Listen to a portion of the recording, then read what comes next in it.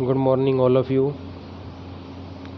आज का हमारा टॉपिक है मानव भूगोल और ऐतिहासिक परिप्रेक्ष्य, ह्यूमन ज्योग्राफी हिस्टोरिकल पर्सपेक्टिव। हालांकि ह्यूमन ज्योग्राफी का एक लंबा इतिहास है। आज के हम इस टॉपिक में ऐतिहासिक परिप्रेक्ष्य के अंदर ह्यूमन ज्योग्राफी को देखेंगे।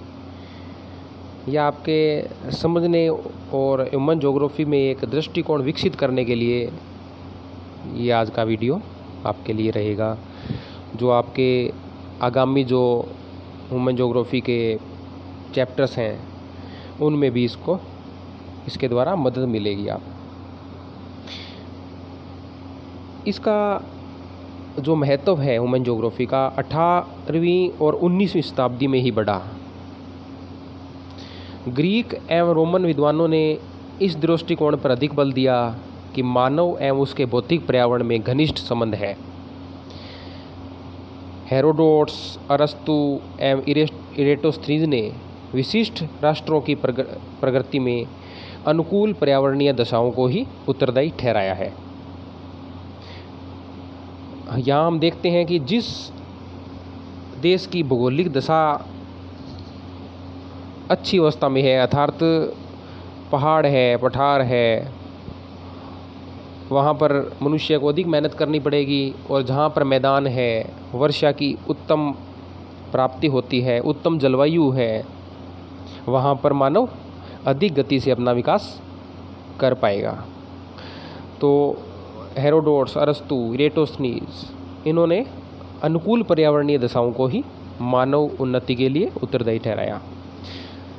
स्ट्रेबो और उसके समकालीन रोमन भूगोलवेताओं ने मानव एवं उसकी प्रगति के स्तर पर भू पारिस्थितिकी स्वरूपों के प्रभाव को स्पष्ट करने का प्रयास किया। अरब विद्वान जैसे अल मसूदी, अल बरूनी, इब्न खाल्दून ने प्रजातियों की सांस्कृतिक विशेषताओं एवं प्राकृतिक पर्यावरण के बीच पारस्परिक संबंधों को स्पष्ट करने का प्रयत्न किया। पुनर्जागरण काल में पश्चिमी यूरोप के देशों में यह विचार पुनः प्रचलित हुआ कि पर्यावरण मानवीय क्रियाओं को नियंत्रित करता है।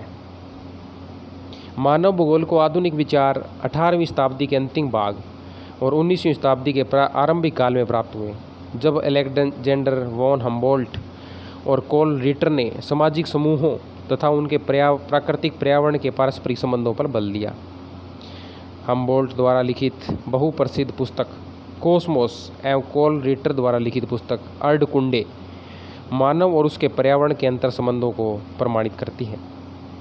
सन 1859 में डार्विन के द्वारा लिखित पुस्तक ओरिजिन ऑफ स्पीसीज के प्रकाशन के पश्चात मानव भूगोल अधिक लोकप्रिय हो गया। फ्रेडरिक रेटजेल को आधुनिक मानव भूगोल का संस्थापक कहा जाता है। मानव भूगोल के इतिहास में उनकी अग्रणी पुस्तक एंथ्रोपोजोग्राफी को युगांतकारी समझा जाता है। इस पुस्तक में रेटजेल ने मानव भूगोल को मानव समाजों एवं पृथ्वी के धरातल के पारस्परिक संबंधों के संश्लेषणात्मक अध्ययन के रूप में परिभाषित किया है। कुमारी एलन चर्चिल सैंपल के अनुसार मानव भूगोल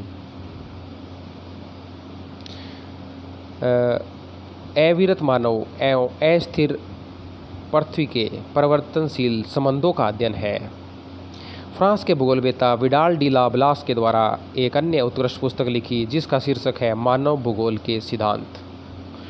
इस पुस्तक का प्रकाशन उनकी मृत्यु के पश्चात पेरिस में 1922 में हुआ और अंग्रेजी भाषा में अनुवाद 1926 में प्रकाशित हुआ। विडाल डी ला ब्लास ने लिखा है कि मानव भूगोल पृथ्वी और मानव के अंतर संबंधों को एक नई संकल्पना प्रस्तुत करता है। यह हमारी पृथ्वी को नियंत्रित करने वाले भौतिक नियमों एवं पृथ्वी पर निवास करने वाले जीवधारियों के संबंधों का विश्लेषणात्मक ज्ञान है। विडाल की यह भी मान्यता थी कि मानव एक साथ सक्रिय क्रियाशील भी है और निष्क्रिय भी। कुमारी सैंपल ने यह भी स्पष्ट किया कि मानव पृथ्वी की धरातल की उपज है, पृथ्वी का शिशु है, उसकी धूल का कण है, जो उसकी अस्थियों एवं ऊतकों में, उसकी मस्तिष्क एवं आत्मा में प्रवेश कर गई है। सैंपल ने इन विचारों में पर्यावरणवाद को पर्याप्त बल दिया, जिसके फलस्वरूप मानव भूगोल की विकास विश्वसनीयता में वृद्धि हुई है। हटिंगटन के अनुसार मानव भूगोल पर्यावरण, भौगोलिक पर्यावरण और मानवीय क्रियाओं एवं विशेषताओं के पारस्परिक संबंधों की प्रकृति एवं वितरण का अध्ययन करता है। इसी प्रकार ग्रिफिथ टेलर ने अपने रुको और जाओ, स्टॉप एंड गो डिटर्मिनिज्म को प्रतिपादित करते हुए यह कहा कि मानव देश अथवा समुदाय के विकास की प्रगति को तीव्र करने, धीमा करने अथवा रोकने में सक्षम है, लेकिन वह बुद्धिमान है तो उसे प्राकृतिक पर्यावरण द्वारा बताए गए निर्देशों से विचलित नहीं करना चाहिए। ये हमें सिखाती है नवनिश्चयवाद अवधारणा। ग्रिफिथ टेलर ने कौन सी अवधारणा दी? नवनिश्चयवाद। इसी प्रकार 1930 के दशक में मानव भूगोल का विभाजन हुआ सांस्कृतिक भूगोल एवं आर्थिक भूगोल के रूप में, और तदनंतर मानव भूगोल की अनेक नई शाखाएं जैसे राजनीतिक भूगोल, सामाजिक भूगोल, सांख्यिकी भूगोल एवं चिकित्सा भूगोल का उद्भव हुआ। सन 1980 तक मानव भूगोल का क्षेत्र बहु परियोजना के फलस्वरूप बहुत व्यापक हो गया, जिसमें भूगोल के उन सभी अंशों का वर्णन होता है जिनका संबंध मात्र प्राकृतिक पर्यावरण अथवा भूगोल के उपक्षेत्र कार्टोग्राफी अर्थात मानचित्र विज्ञान से संबंधित तकनीकी विषयों से नहीं है। मानव भूगोल के विस्तृत उपक्षेत्र सांस्कृतिक भूगोल, आर्थिक भूगोल, ऐतिहासिक भूगोल, राजनीतिक भूगोल, प्रादेशिक भूगोल और सामाजिक भूगोल। भूगोल की भांति मानव भूगोल घनिष्ठ रूप से 3 घटकों से निर्मित है। मानव जनसंख्या का क्षेत्रीय विश्लेषण अर्थात पृथ्वी पर वितरित लोगों की संख्या और उनकी जनसांख्यिकी विशेषताएं। द्वितीय है मानव जनसंख्या और उसके पर्यावरण के पारस्परिक संबंधों का पारिस्थितिकीय विश्लेषण अर्थात मानव मंडल तंत्र और प्रादेशिक विश्लेषण, जिसमें पृथ्वी के धरातल के क्षेत्रीय विभेदन के प्रथम दोनों विचारों का योग है।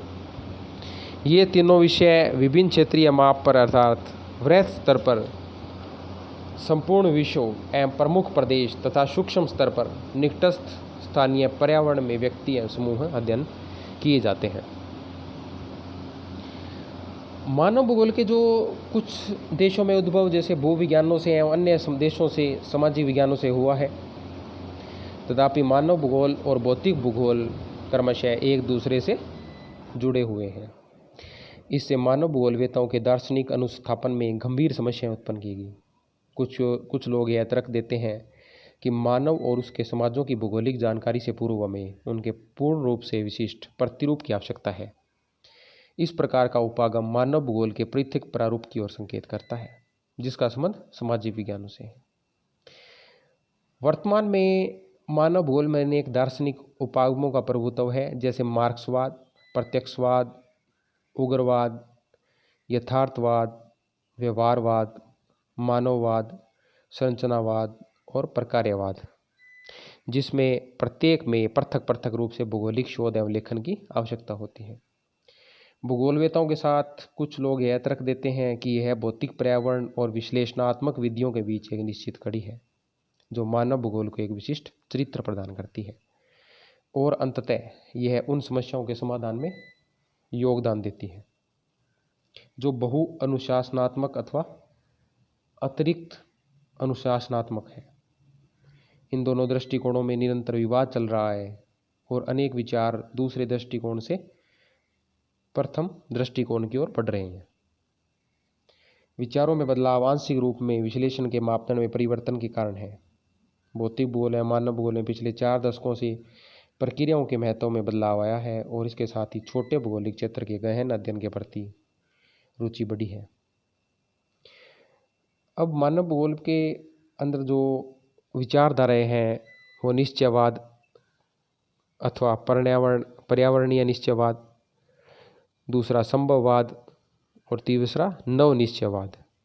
ये अवधारणाएं मानव भूगोल को या भूगोल को दिशा प्रदान करती है, जिनका हम अगले वीडियो में एक एक टॉपिक लेकर अध्ययन करेंगे। धन्यवाद।